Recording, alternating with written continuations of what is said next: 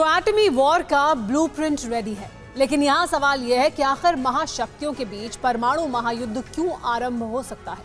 विनाश का विध्वंसक दौर क्यों शुरू होने की संभावना बहुत बढ़ गई है? इन सवालों का जवाब हमें तब मिला जब हमने 7 महीने से चल रहे रूस और यूक्रेन वॉर का विश्लेषण किया।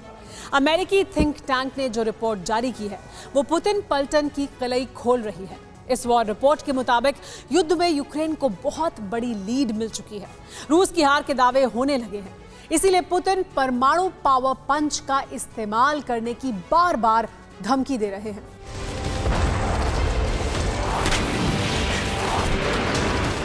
क्या मिशन मोबिलाइजेशन ने युद्ध के बारूदी मैदान में काफी बुरी तरह से फंस चुके पुतिन को सबसे बड़ी टेंशन दे दी है?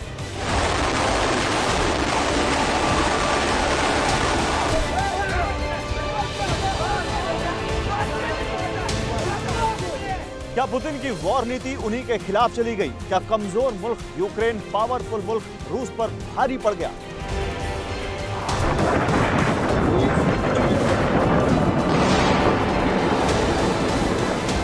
क्या रूस यूक्रेन वॉर में वो हो गया जो असंभव था, जिसकी कल्पना किसी ने भी नहीं की थी?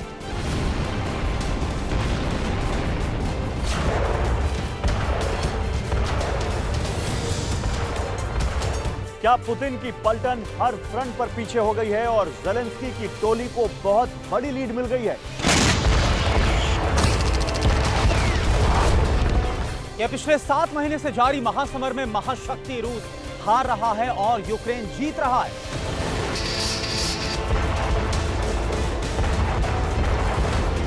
क्या युद्ध का अंतिम परिणाम घोषित? रूस out, Ukraine not out.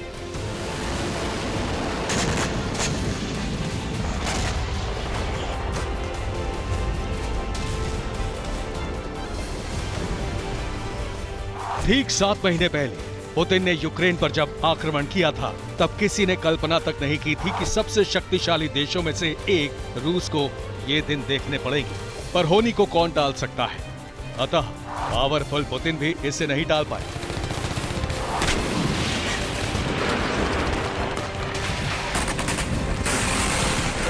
War के हर मोर्चे पर रूस के नाम हर दिन नई नई नाकामियां दर्ज होती जा रही हैं।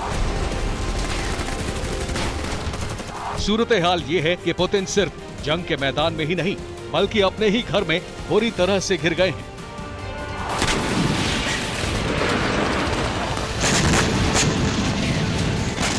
रूस यूक्रेन वॉर को लेकर अमेरिकी थिंक टैंक की जो रिपोर्ट आई है वो इस बात की गवाही दे रही है कि युद्ध को लेकर पुतिन का हर फैसला उल्टा पड़ता जा रहा है। युद्ध में कमजोर पड़े सैनिकों की संख्या कम पड़ी तो पुतिन ने सेकेंड वर्ल्ड वॉर के बाद पहली बार रिजर्व फोर्स को बारूदी बैटलफील्ड में भेजने का ऐलान कर दिया। इस फैसले का रूस में ही भयंकर विरोध हो रहा है। जंग न लड़नी पड़े, जान न जाए, इसके लिए रिजर्व सैनिक देश छोड़कर भाग रहे हैं।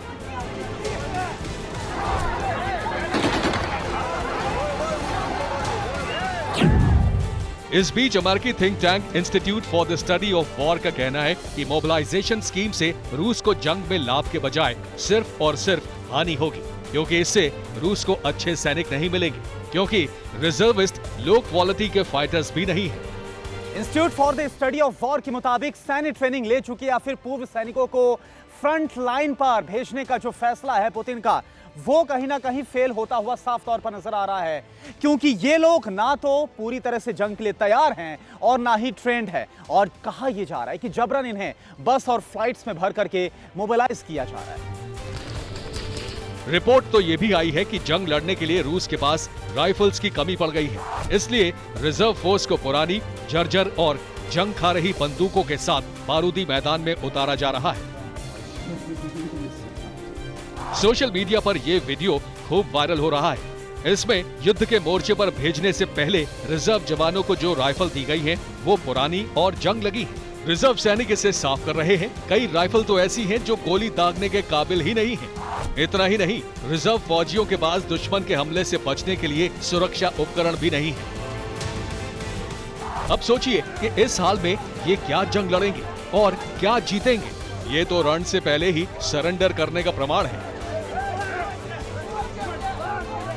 यही वजह है कि पुतिन की मोबिलाइजेशन नीति का रूस में जोरदार विरोध हो रहा है। रूसी शहरों में अब ये प्रदर्शन उग्र रूप ले चुका है। सेंट पीटर्सबर्ग में प्रदर्शनकारियों ने हंगामा किया तो सुरक्षा कर्मियों ने उन पर लाठियां बरसा दी। मॉस्को में भी विरोध कर रहे लोगों पर बर्बरता की गई। कहीं लोगों ने रिजर्व फौजियों को लेने आए अफसरों को पीट दिया तो कहीं रूसी नागरिक आपस में ही भिड़ गए।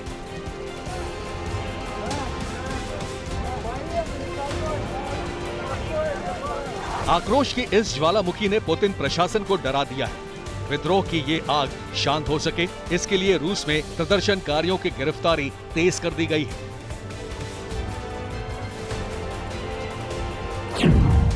ह्यूमन राइट ग्रुप की रिपोर्ट के मुताबिक रूस में 2000 से ज्यादा प्रदर्शनकारियों को सलाखों के पीछे भेज दिया गया है। रैलियों और प्रदर्शनों पर रोक लगा दी गई है। जंग लड़ने से इनकार करने वाले रिजर्व फौजियों को 10 साल के लिए जेल में डालने का फरमान जारी हुआ है। रिपोर्ट्स तो ये भी हैं कि रूस में स्टूडेंट, बुजुर्गों और अनट्रेन्ड लोगों को युद्ध में भेजा जा रहा है। इस बाबत लोगों को नोटिस मिल रहे हैं, जिससे न केवल वो हैरान हैं बल्कि बहुत परेशान हैं। ऐसा इसलिए हो रहा है क्योंकि पुतिन किसी भी कीमत पर जंग नहीं हारना चाहते। वो वॉर जोन में ज्यादा से ज्यादा सैनिक उतारकर अपनी ताकत का एहसास दिलवाना चाहते हैं। अमेरिकी think tank institute for the study of war के मुताबिक क्रेमलिन ने युद्ध के मैदान में सार्वजनिक तौर पर 3 लाख रिजर्व सैनिक नहीं भेजने का ऐलान किया है, लेकिन सच इसके उलट है। हकीकत में पुतिन 10 नवंबर तक 12 लाख रिजर्व जवानों को मोबिलाइज करने वाले हैं। यही वजह है कि पुतिन के आदेश के बाद से ही रिजर्व फौजी देश छोड़कर भाग रहे हैं। ये रूस और जॉर्जिया के बॉर्डर का वीडियो है। सरहद पर 2000 कारें पहुंच गईं तो 10 किलोमीटर लंबा जाम लग गया। बॉर्डर पार करने के लिए लोग 24-24 घंटे इंतजार कर रहे हैं। इस बीच यूक्रेनी सेना के कमांडर इन चीफ ने ऐलान कर दिया है कि हमने रूस की प्रोफेशनल आर्मी को धूल चटा दी है। अब उसकी अनट्रेन्ड और शौकिया सेना को सबक सिखाने की पारी है। तो सवाल यही है कि क्या रूस यूक्रेन जैसे छोटे देश से युद्ध हारने के मुहाने पर पहुंच चुका है? अगले कुछ दिनों में पूरी दुनिया को इस प्रश्न का उत्तर मिलने वाला है। Bureau report, TV9 Bharatvarsh.